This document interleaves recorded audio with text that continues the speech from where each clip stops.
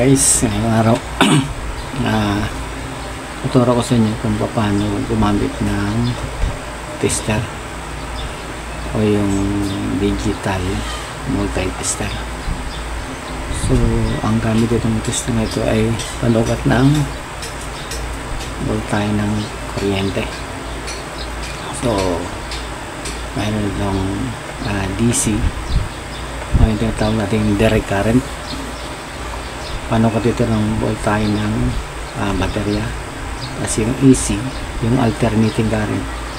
Panukat naman ito ng ating mga outlet o power outlet sa ating mga kabayan. So dito naman sa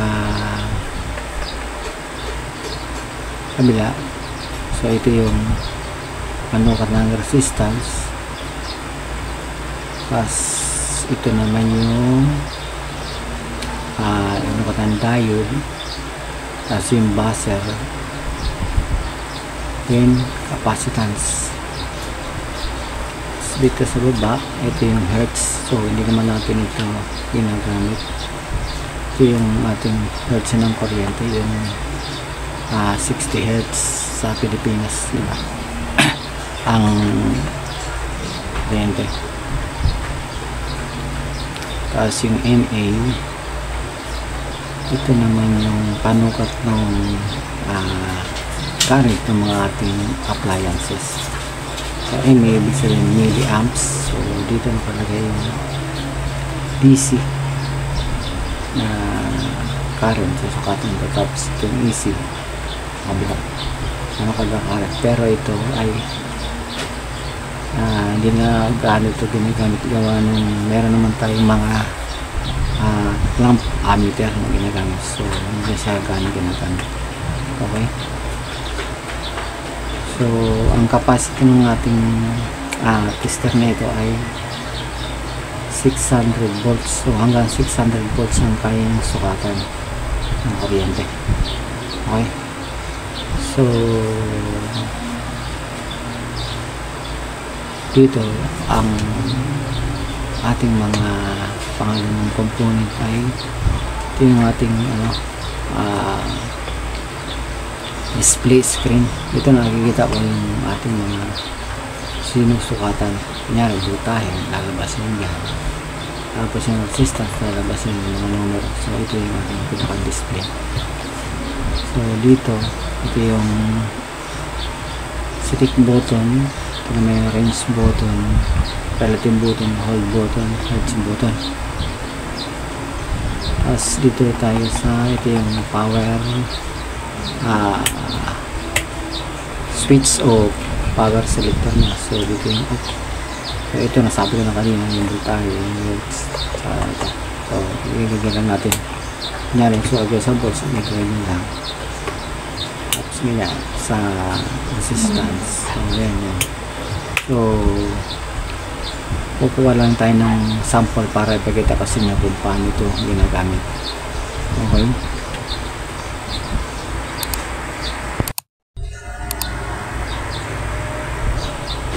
so guys, actual na tayo. So ito, susukat mo tayo ng kuryente. So iyan na natin yung selector o switch. So yan, so naka DC yan na sign. So yan, gagamitin natin yung panukat dun sa voltahe ng baterya. So meron ako itong dalawang baterya. Yan, nahin natin yung luma. So yung luma, so baka makalimutan pala, ito pa rin ating disprove, dalawa. So isang positive kulay pula, saka isang negative kulay pula. Tapos yung ating test pin, yung pantusok. So tapos ito naman, ito yung ating pinaka-guard. So hanggang dito lang yung ating daliri ng buka para hindi tayo makakuryente. Okay, so yan. So positive, check natin itong luma. So yan, bali lagi na sa tester. 0.727. So dito pinapakita niya mahina na siya o sira na kasi dapat ang voltahe nito ay 1.5 volts kagaya nito. 1.5 ano ba? Kasi yan malabo lang, hindi ka makita. 1.5 volts. Ayan. So ito, sira na, hindi nagagana. Nito yung appliances katulad ng relos o kaya ang twister, hindi nagagana siya. So dito naman tayo sa isa. Ito ay bago. Oops. Ay. Nagalaw. Ayan. So nakita nyo 1.50 sorry 1.583 so bago siya. Okay, so yan yung sa baterya na sign, ito yan. So para makalipat na tayo sa AC o sukat natin yung outlet, pipilitin natin yung select para lumipat sa AC, from DC to AC. Pinutin natin ito, select. So yun yung sign nya, AC na yan. So magaparehas na. So ito yung ating panukat ng mga outlets. So dito subukan natin yung power ng extension wire. So ito kahit na magkabaliktad okay lang kasi alternating current naman. So ganyan.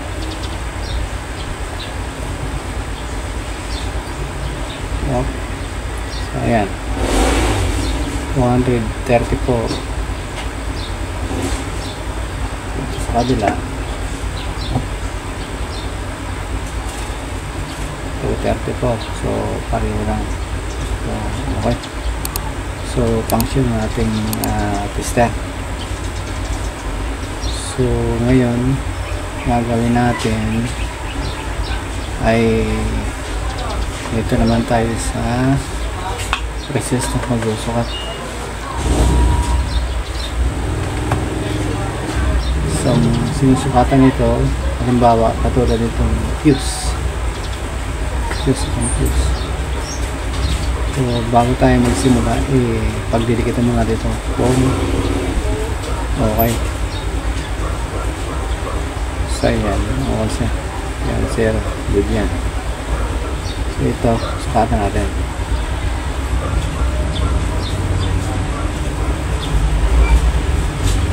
So yan. So ibig sabihin itong fuse nito ay okay o hindi siya busted. Okay siya, good. Ano pang ikasample natin ito, itong outlet, hugutin ko muna sa saksak. Okay, so ito example ulit natin sa resistance yan. So dito para makita natin yung tuloy-tuloy na linya. Okay, so yan. Yan, so ibig sabihin buwan din niya yan. Okay, tapos dito sa kabila, oops, yan, buo siya. Pero pag nilipat natin dito sa kabila, dapat magiging OL yan katulad yan kasi doon natin malalaman kung short circuit ang extension wire o hindi. Pag naging OL yan kabila, ibig sabihin hindi siya short. So ayan, wala siya reading, ibig sabihin good yan. Kabila wala rin. So ngayon i-build-up na natin. Hindi ka lang matapos-tapos kanina ka gumagin. Kabila, nakatusok na.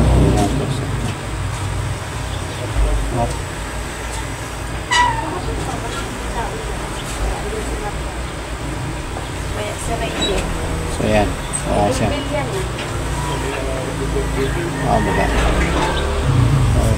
madam. Okay. Ayan, tutos May natin. matagas. So, gagawin natin yun para mag-check natin, double check natin kung mayroong problema itong outlet. So, kukunik natin yung display nito sa kabila, yung kabilaan, yung plug. Kapag nag-0-0 to, ibig sabihin short. Kapag ganito lang, ibig sabihin wala siyang short. So yan, so ibig sabihin yan, okay yung ating extension, wala siyang problema.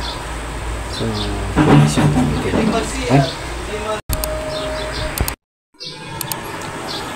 So guys, lilipat tayo dito sa diode. Kaso para naman tayong diode, so lilipat tayo dito sa buzzer.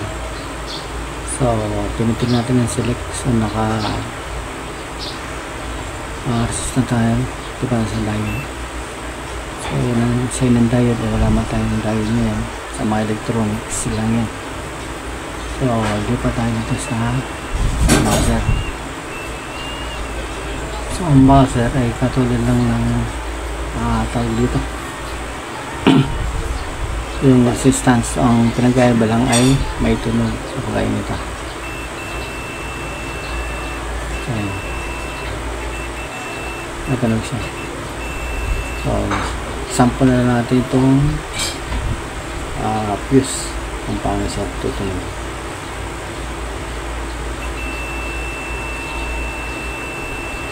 So ibig sabihin buo siya. Kahit hindi siya nag-0-0, ibig sabihin buo siya gawa ng buzzer. Buzzer ang base. Okay, so extension yan. Sample natin.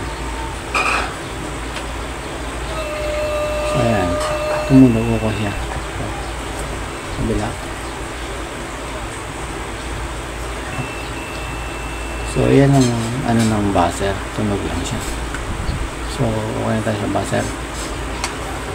Then lipat tayo dito sa capacitance o yung panukat ng capacitor. So pipinutin natin yung select. Ayan, then relative pull. Ayan, so sukatan natin yung capacitor. So dito 1.5, ay luma to. So sukatan natin.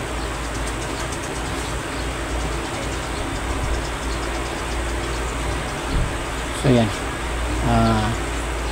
0.0 point. So wala na siyang reading. Baka basta nito. So hindi na siya gagana. Okay. So dito naman yung bago, 1.5 microfarads, yung load microfarads, positive, negative 5%. Okay. Pwede ito nasa 5%, pwede mo ba? So yan yung gamit ng panukat ng capacitor. Okay.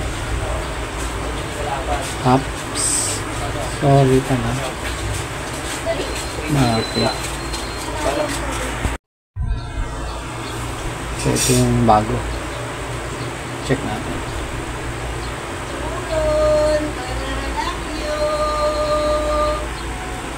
So ayan, 1.631. So okay.